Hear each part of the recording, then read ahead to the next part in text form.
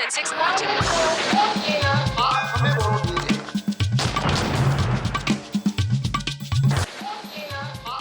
नमस्कार, मैं हूं दीपक चौरसिया। मुजफ्फरपुर से कहिए नेताजी में आपका स्वागत है। हम चल रहे हैं एक रिक्शे में, क्योंकि बात कर रहे हैं आम आदमी की। आम आदमी की सवारी है ये, कितना बदला है बिहार, कितना विकास हुआ है। 1885 में बना था ये मुजफ्फरपुर क्लब, लेकिन हम आपको बता दें कि अब ये क्लब आधा वीरान हो चुका है। स्विमिंग पूल अंग्रेज बना के गए थे और उसको बना दिया है कूड़ादान यहाँ के प्रशासन ने, यहाँ के सरकार ने। रिक्शा वाले भाई से पूछ लेते हैं, क्या नाम है आपका? गरीबनाथ शाह। गरीबनाथ नाम है इसका। नाम इसका जो है उसी के हिसाब का ये काम करता है, कितना बदला है बिहार। रामेश्वर चौरसिया जी बीजेपी के, साथ में मुन्ना शुक्ला जी जेडीयू के। विकास की बातें करती है दोनों पार्टियां। साथ में बीएसपी के हमारे साथ कैंडिडेट हैं समीर कुमार जी से भी बात करेंगे। और आ गए हैं हमारे साथ आरजेडी के नेता आ गए हैं। आपसे भी बात होगी। 15 साल में बिहार कितना बदला आपने, उसकी भी हम बात करेंगे। रिक्शे वाले गरीबनाथ जी घूम रहे हैं। आपका विकास का वादा क्या हुआ? विकास का वादा मेरा परचम फहरा रहा है बिहार में। गरीबनाथ चला रहा है रिक्शा। गरीबनाथ चला रहा है, अब आगे चलाएगा रिक्शा, अब ऑटो रिक्शा चलाएगा वो। ये विकास है। विकास मेरा परचम पूरे देश में फहरा रहा है। फहरा रहा है? पूछ लेते हैं आरजेडी वाले देवीलाल जी से, इनका विकास फहरा रहा है देवीलाल जी? देखिए, विकास में सारे जनता और सारा देश देख रही है। इनका बजट 15,000 करोड़ का था और 75,000 करोड़ का शिलान्यास किया। ये छलावा है, जनता को सामने में धोखा देना है। ये नीतीश कुमार जी धोखा दे रहे हैं जनता के बीच में। 15,000 करोड़ का बजट है और 75,000 करोड़ का उन्होंने शिलान्यास किया है। जनता से पूछ लेते हैं, आपको लगता है कि नीतीश कुमार जी धोखा दे रहे हैं विकास के नाम पे? नहीं दे रहे हैं, ये तो सब मना कर रहे हैं। नहीं, ये सामने में है, मैं नहीं कर रहा हूँ। जनता तो बुलाया हुआ यहाँ पर डिबेट हो रही है। पीछे जनता नहीं है, ये आया हुआ प्रायोजित जनता है। प्रायोजित जनता है।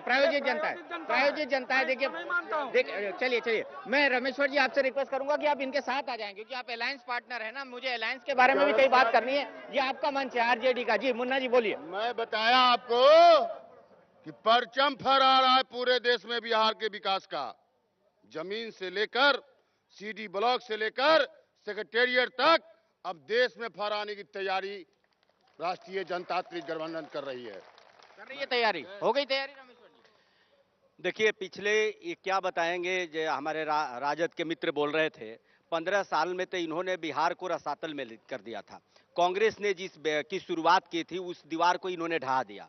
मैं आज आपको बताता हूं कि आज बिहार में मात्र 30,000 करोड़ में जो 3 साल में हमने विकास करके दिखाया है, अगर स्विस बैंक का पैसा जो 75 लाख करोड़ है, बिहार का हिस्सा 5 लाख करोड़ आ जाए, तो यहाँ के एक गरीबों के पक्का का मकान बनवा दिया जाएगा। पक्का मकान बन जाएगा। जनता बड़ी तालियां बजा रही है। आप क्या कहेंगे? देखिए, स्विस बैंक में जो पैसा है वो किसका है सब जानती है। किसका है बता दीजिए ना। सब जहां मैं बता रहा हूँ, आज बिहार के बैंकों में किसका पैसा है लोग जानते हैं। किसका पैसा है? वो सब काले धन। किसका है ये तो बता दीजिए। राजनीतिकों का है। तो राजनीतिज्ञ तो आप भी हैं राजनीतिज्ञ। नहीं, आरजेडी वाले भी नेता नहीं होते क्या? नहीं, आरजेडी के नेता हैं हम, लेकिन काले धन आरजेडी के पास नहीं है। तो किसके पास है बता दीजिए खुल के। वो पूरा देश जानती है कि काला। आप खुल के बता ही नहीं रहे। जनता के सामने क्या छुपाना है? अगर काला धन है तो इनको बताना चाहिए ना। बता दीजिए। आडवाणी जी जो बोल रहे हैं कि काला धन लावेंगे, तो उनके पास कहां से ये लिस्ट सूची आई? वो जनता के सामने पहले तो पेश करें। चलिए मुन्ना जी बता रहे। प्रधानमंत्री हमारे गए थे अभी 1300 या समथिंग बाहर के लोगों का है। तो फिर प्रधानमंत्री जी क्यों नहीं पूछे कि फिर हमारे देश के कितने पैसे हैं, कितने लोगों के पैसे स्विस बैंक में हैं? इसका जवाब है क्या प्रधानमंत्री जी को? पूरे देश को जवाब देना पड़ेगा। उनको जवाब देना पड़ेगा कि जब वहां गए, वहां से लौट के चले आए, फिर क्यों नहीं पूछे उन्होंने कि हमारे देश के कितने लोगों का और कितने पैसा है? इसका जवाब पूरे देश को देना पड़ेगा उनको।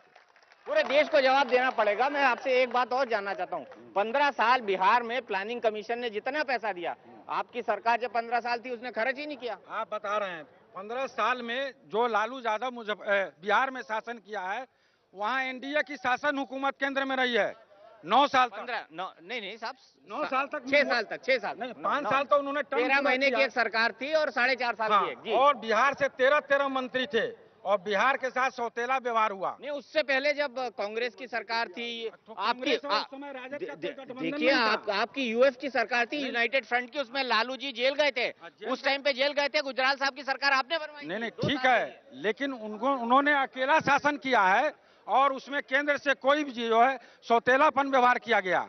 और आज क्या स्थिति है कि नीतीश जी अगर झोला लेके जाते हैं और केंद्र सरकार उनको बोरा में कस के नोट देती है। बोरा में नोट दे रही है नीतीश कुमार जी को केंद्र सरकार, लेकिन हाथी हाथी कहाँ जा रहा है?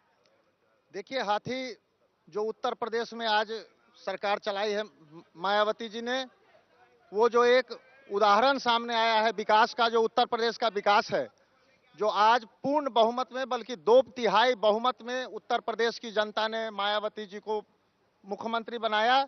आज दोनों पार्टियों यूपीए और एनडीए से जो लोग तंग आ गए हैं, वो लोग आज आशा भरी निगाहों से देख रहे हैं कि जिस तरह से उत्तर प्रदेश का विकास हुआ है, चाहे वो सड़कों का विकास हो, इंस्टीट्यूशन हो, शिक्षण संस्थान हो, उस तरह का विकास पूरे देश में होगा, उत्तर प्रदेश के तर्ज पर पूरे देश में होगा। और बिहार में आपके यहाँ से सबसे ज्यादा माफियाओं को टिकट मिला है, पता है आपको? पहले वहां नारा था कि चढ़ गए गुंडन, क्या था नारा? आप ही बता दीजिए, मैं क्यों बताऊं? नहीं, माफियाओं को, जहां तक माफियाओं की बात है, तो सभी पार्टियों से जो चुनाव आयोग का मापदंड है उसके अंदर में जो आ रहे हैं, उसमें सभी पार्टियों से चलिए, यहाँ माफियाओं को टिकट दिया गया, उस पर हम आगे बात करते हैं, लेकिन मैं जनता दल यूनाइटेड के बारे में एक बात करना चाहता हूँ। ये पिक्चर मेरे दोस्त मनीष आपको दिखाएंगे। ये पिक्चर है जय नारायण निषाद साहब का, आप जानते हैं ना उनको?